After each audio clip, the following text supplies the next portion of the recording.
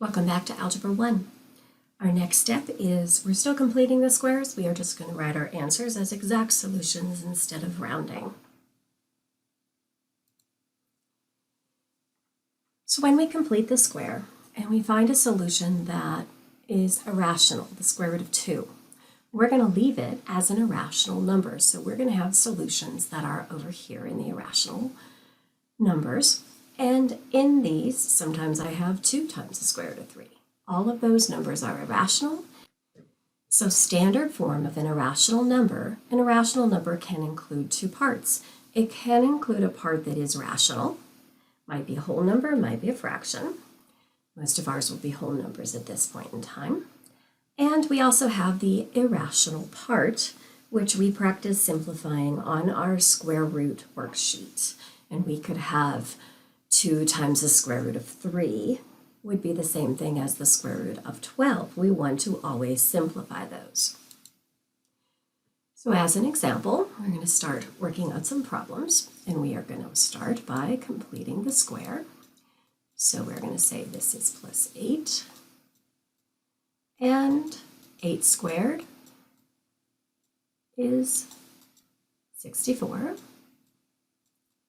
So when we simplify this part over here, we end up getting 48.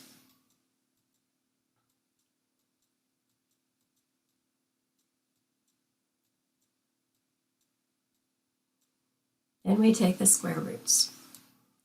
But 48 doesn't have a perfect square, does it? So we write out our one side. We know that it's going to be plus and minus, and then we have to figure out what the heck this is going to be.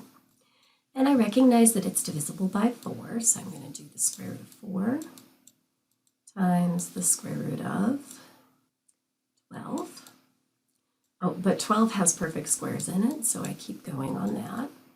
And I'm going to do the square root of 4 times the square root of 3.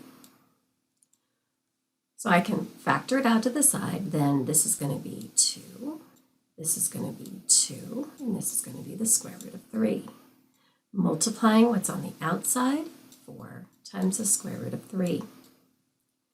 Now when I try to move the 8 over to the other side, they are not like terms. So I tend to put the rational number in front. Then I can have the plus or minus 4 times the square root of 3. That is the way I want to see your answers today.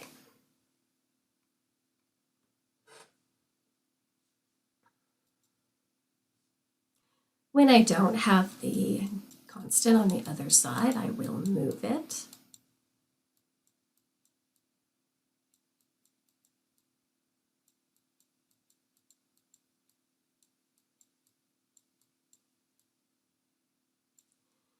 Then I'm going to complete the square.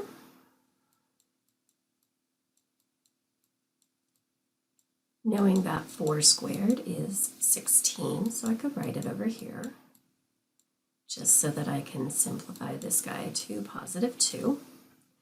But then when I take the square roots, 2 doesn't have a perfect square. So I take what's inside. I know that I have a positive or a negative, and the square root of 2 has no perfect squares. Moving the 4 to the other side, it does not combine with the 2. Putting rational number first, irrational number second. And that is our final answer.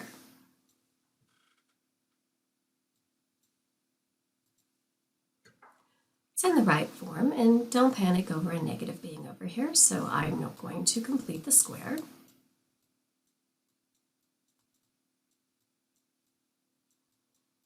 Seven squared is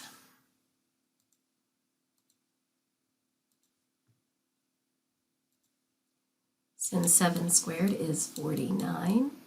When I combine these things, I'm going to get 42. Do I have any perfect squares in 42? Is it divisible by 4? 9, 16, 25. I'm not finding anything. So because I don't find anything, I leave it, it's the entire thing, underneath the square root. And moving the 7 to the other side, putting it in front as a negative, because when I moved it, it changed sign.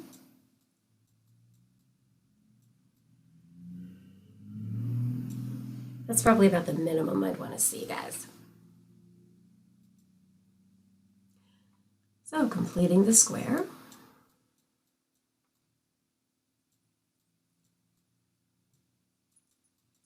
Five squared is going to be 25, so I'm going to add 25 to this side, and I end up getting 40. Square root of 40. So I know I'm always going to have this portion. I know I'm going to have plus or minus. Well, this is definitely divisible by 4, so I'm going to do the square root of 4 times the square root of 10. Square root of 4, I know. Square root of 10, I don't. Moving the 5, in this case, I'm adding 5 to the other side. And I still put the rational number in front of the irrational number.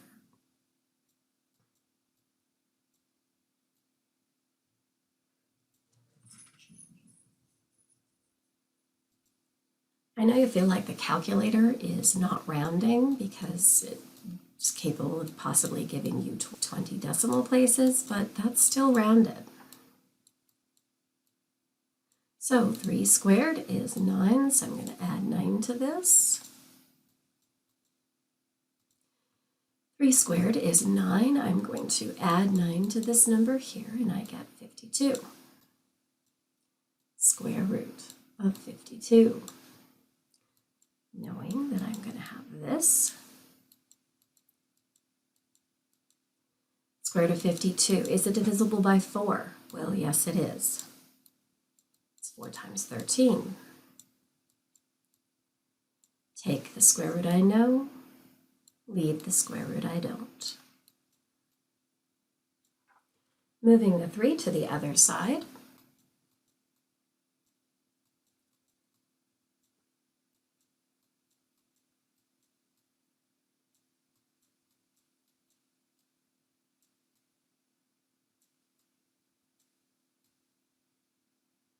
So there are some exercises that show that if you round in the middle of a large problem and do a whole bunch of steps, that in the end you end up with a wrong answer because you rounded so many times that you get what is called rounding error.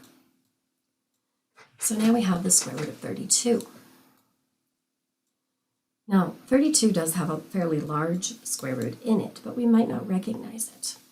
So we might recognize that it's the square root of 4 times the square root of 8. But 8, we keep going on. We have the square root of 4 times the square root of 2. Taking each of these square roots, and I can't take this square root.